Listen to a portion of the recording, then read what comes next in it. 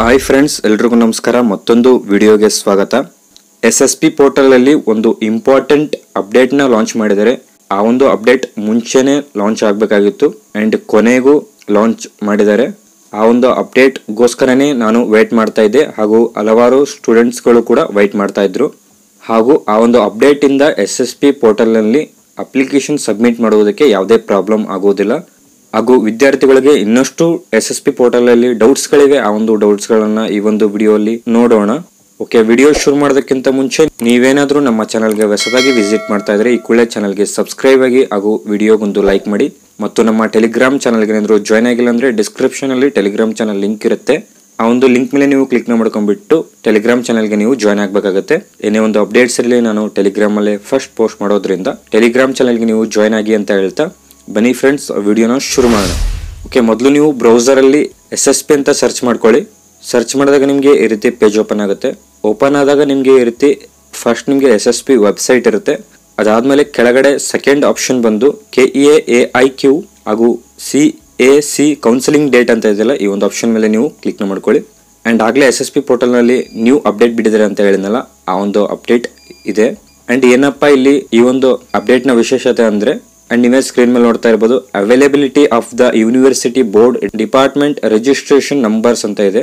ಹಾಗೂ ಕೆಳಗಡೆ admission date ಅಂತ ಇದೆಯಲ್ಲ, ಇಲ್ಲಿ ಒಂದು ಇನ್ಫಾರ್ಮೇಶನ್ ನ ಕೊಡಿದ್ರೆ ಆ ಒಂದು ಇನ್ಫಾರ್ಮೇಶನ್ ನ ನೀಟಾಗಿ ಸ್ಟಡಿ ಮಾಡಿಬಿಟ್ಟು ನಿಮಗೆ ಎಕ್ಸ್ಪ್ಲೇನ್ ಮಾಡ್ತೀನಿ.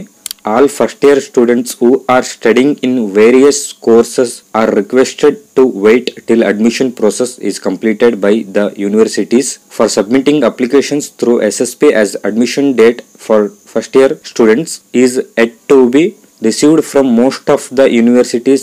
Last date of application submission will be extended for such students whose admission data has not yet been shared by the respective university with SSP.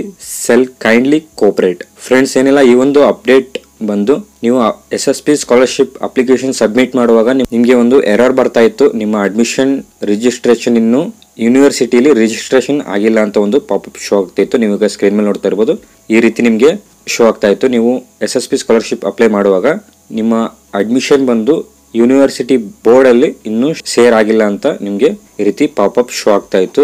ಹಾಗೂ ನೀವು ಅದನ್ನ ಚೆಕ್ ಮಾಡೋದಕ್ಕೆ ನಿಮ್ಗೆ ಯಾವುದೇ ಒಂದು ಆಪ್ಷನ್ ಇಲ್ಲಿ ಮೊದಲು ಕೊಟ್ಟಿರ್ಲಿಲ್ಲ. ಅಂಡ್ ಕೆಲವೊಂದು ಕಾಲೇಜಲ್ಲಿ ಕೂಡ ನಿಮ್ಗೆ ಇದರ ಬಗ್ಗೆ ನಿಮ್ಗೆ ಇನ್ಫಾರ್ಮೇಶನ್ ಹಾಗೂ ರೆಸ್ಪಾನ್ಸ್ ಮಾಡ್ತಾ ಇರಲಿಲ್ಲ. ಅದಕ್ಕೋಸ್ಕರ ನೀವು ನಿಮ್ಮ ಒಂದು ಯೂನಿವರ್ಸಿಟಿನಲ್ಲಿ ಸೆಲೆಕ್ಟ್ ಮಾಡ್ಕೊಂಡು ನೀವು ನಿಮ್ಮ ರಿಜಿಸ್ಟ್ರೇಷನ್ ಇಲ್ಲಿ ಯೂನಿವರ್ಸಿಟಿಲಿ ಆಗಿದೆಯಾ ಅಥವಾ ಇಲ್ವಾ ಅಂತ ನೀವು ಚೆಕ್ ಮಾಡ್ಕೋಬಹುದು. ನಿಮ್ಮ ಒಂದು ಯೂನಿವರ್ಸಿಟಿ ಸೆಲೆಕ್ಟ್ ಮಾಡ್ಕೊಂಡು ನಿಮ್ಮ ರಿಜಿಸ್ಟರ್ ನಂಬರ್ನ ಎಂಟರ್ ಮಾಡ್ಕೊಳ್ಳೋ ಮುಖಾಂತರ ನೀವು ನಿಮ್ಮ ಒಂದು ಅಡ್ಮಿಷನ್ ನ ನೀವು ಚೆಕ್ ಮಾಡಬಹುದು. ಹಾಗೂ ಇಲ್ಲಿ ಚೆಕ್ ಮಾಡಿಕೊಂಡು SSP ಸ್ಕಾಲರ್ಶಿಪ್ಗೆ ನೀವು ಅಪ್ಲೈ ಮಾಡಬೇಕಾಗತ್ತೆ. ಹಾಗೂ ಇಲ್ಲಿ ಕೊಟ್ಟಿರುವ ಇನ್ಫಾರ್ಮೇಶನ್ ಪ್ರಕಾರ ಕೆಲವು ವಿದ್ಯಾರ್ಥಿಗಳ ಅಡ್ಮಿಷನ್ ರಿಜಿಸ್ಟ್ರೇಷನ್ ಇನ್ನು ನಿಮ್ಮ ಕಾಲೇಜಿಂದ ಯೂನಿವರ್ಸಿಟಿಗೆ ಇನ್ನು ರಿಜಿಸ್ಟ್ರೇಷನ್ ಮಾಡದೇ ಇರೋ ಕಾರಣ SSP ಡೇಟ್ ಆಲ್ರೆಡಿ ಕ್ಲೋಸ್ ಆಗಿದೆ. ಬಟ್ ಕಾಲೇಜಿಂದ ಯೂನಿವರ್ಸಿಟಿಗೆ ರಿಜಿಸ್ಟ್ರೇಷನ್ ಕಂಪ್ಲೀಟ್ ಆಗದೆ ಇರೋದ್ರಿಂದ ಅಂತ ಒಂದು ವಿದ್ಯಾರ್ಥಿಗಳಿಗೆ SSP ಡೇಟ್ ನ ಎಕ್ಸ್ಟೆಂಡ್ ಮಾಡ್ತೀವಿ ಅಂತ ಇವರು ಇಲ್ಲಿ ಇನ್ಫಾರ್ಮೇಶನ್ ಕೊಟ್ಟಿದ್ದಾರೆ. ಹಾಗೂ ನಮ್ಮ ಯೂನಿವರ್ಸಿಟಿಲಿ ರಿಜಿಸ್ಟ್ರೇಷನ್ ಚೆಕ್ ಮಾಡೋದು ಹೇಗೆ ಅಂದ್ರೆ, ನೀವು ಇಲ್ಲಿ ಸೆಲೆಕ್ಟ್ ಯೂನಿವರ್ಸಿಟಿ ಆರ್ ಬೋರ್ಡ್ ಅಂತ ಇದೆ, ನಿಮ್ಮ ಒಂದು ಯೂನಿವರ್ಸಿಟಿನ ನೀವು ಇಲ್ಲಿ ಸೆಲೆಕ್ಟ್ ಮಾಡ್ಕೊಳ್ಳಿ. ಓಕೆ, ಯೂನಿವರ್ಸಿಟಿನ ನೀವು ಸೆಲೆಕ್ಟ್ ಮಾಡ್ಕೊಂಡು ಕೆಳಗಡೆ UG ಆರ್ PG ಅಂತ ಇದೆ, ನೀವು ಸ್ಟಡಿ ಮಾಡ್ತಾ ಇರುವಂತ ಕೋರ್ಸ್ ನ ನೀವು ಇಲ್ಲಿ ಸೆಲೆಕ್ಟ್ ಮಾಡ್ಕೊಳ್ಳಿ. ನೀವು ಸ್ಟಡಿ ಮಾಡ್ತಾ ಇರುವಂತ ಕೋರ್ಸ್ ಅನ್ನ ನೀವು ಇಲ್ಲಿ ಸೆಲೆಕ್ಟ್ ಮಾಡ್ಕೊಳ್ಳಿ. ಸೆಲೆಕ್ಟ್ ಮಾಡ್ಕೊಂಡು ಕೆಳಗಡೆ ಯೂನಿವರ್ಸಿಟಿ ಬೋರ್ಡ್ ರಿಜಿಸ್ಟ್ರೇಷನ್ ನಂಬರ್ ಅಂತ ಇದೆಯಲ್ಲ, ನಿಮ್ಮ ಒಂದು ರಿಜಿಸ್ಟ್ರೇಷನ್ ನಂಬರ್ ನ ನೀವು ಇಲ್ಲಿ ಎಂಟರ್ ಮಾಡ್ಕೋಬೇಕಾಗತ್ತೆ. ರಿಜಿಸ್ಟ್ರೇಷನ್ ನಂಬರ್ ನ ಎಂಟರ್ ಮಾಡ್ಕೊಂಡು ಗೆಟ್ ಡಾಟಾ ಮೇಲೆ ನೀವು ಕ್ಲಿಕ್ ಮಾಡ್ಕೊಂಡಾಗ ನಿಮ್ಮ ಒಂದು ಸ್ಟೇಟಸ್ ಇಲ್ಲಿ ಶೋ ಆಗುತ್ತೆ. ಯೂನಿವರ್ಸಿಟಿ ಬೋರ್ಡ್ ಅಲ್ಲಿ ರಿಜಿಸ್ಟ್ರೇಷನ್ ಆಗಿದ್ರೆ ಇಲ್ಲಿ ರಿಜಿಸ್ಟರ್ಡ್ ಸಕ್ಸಸ್ಫುಲಿ ಅಂತ ಇಲ್ಲಿ ಶೋ ಆಗುತ್ತೆ. ಅಥವಾ ಏನಾದ್ರು ಇನ್ನು ಪೆಂಡಿಂಗ್ ಅಲ್ಲಿ ಇದ್ರೆ ಇನ್ನು ಯೂನಿವರ್ಸಿಟಿಲಿ ರಿಜಿಸ್ಟ್ರೇಷನ್ ಆಗಿಲ್ಲ ಅಂತ ಇಲ್ಲಿ ಶೋ ಆಗುತ್ತೆ.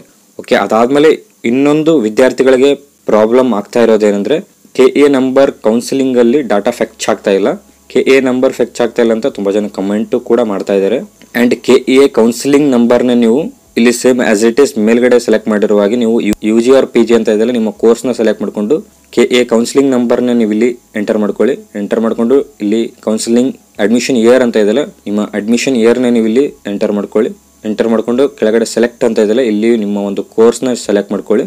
ಕೋರ್ಸ್ ನ ಸೆಲೆಕ್ಟ್ ಮಾಡ್ಕೊಂಡು ಗೆಟ್ ಡಾಟಾ ಮೇಲೆ ನೀವು ಕ್ಲಿಕ್ ಮಾಡ್ಕೊಂಡಾಗ KA ಕೌನ್ಸಿಲಿಂಗ್ ನಂಬರ್ ಯೂನಿವರ್ಸಿಟಿಲಿ ಫೆಚ್ ಆಗಿದೆಯೋ ಅಥವಾ ಇಲ್ಲ ಅಂತ ಇಲ್ಲಿ ಶೋ ಆಗುತ್ತೆ. KEA ಕೌನ್ಸಿಲಿಂಗ್ ನಂಬರ್ ಏನಾದರೂ ಫೆಚ್ ಆಗಿದ್ರೆ ಇಲ್ಲಿ ಸಕ್ಸಸ್ ಅಂತ ಶೋ ಆಗುತ್ತೆ. ಓಕೆ, ಈ 2 ಅಪ್ಡೇಟ್ಗಳನ್ನು ಲಾಂಚ್ ಮಾಡಿರೋದ್ರಿಂದ ವಿದ್ಯಾರ್ಥಿಗಳಿಗೆ ಯಾವುದೇ ಪ್ರಾಬ್ಲಮ್ ಆಗೋದಿಲ್ಲ ಅನ್ಕೊಂತೀನಿ. ಹಾಗೂ ಇದರಲ್ಲಿ ಏನಾದರೂ ಡೌಟ್ಸ್ ಇದ್ರೆ ನೀವು ಕೆಳಗಡೆ ಕಾಮೆಂಟ್ ಮಾಡಿ, ನಾನು ಖಂಡಿತ ರಿಪ್ಲೈ ಮಾಡ್ತೀನಿ. ಹಾಗೂ SSP ಬಗ್ಗೆ ಏನೇ ಅಪ್ಡೇಟ್ಸ್ ಅಲ್ಲಿ ನಾನು ಆದಷ್ಟು ಬೇಗ ವಿಡಿಯೋನ ಅಪ್ಲೋಡ್ ಮಾಡ್ತೀನಿ.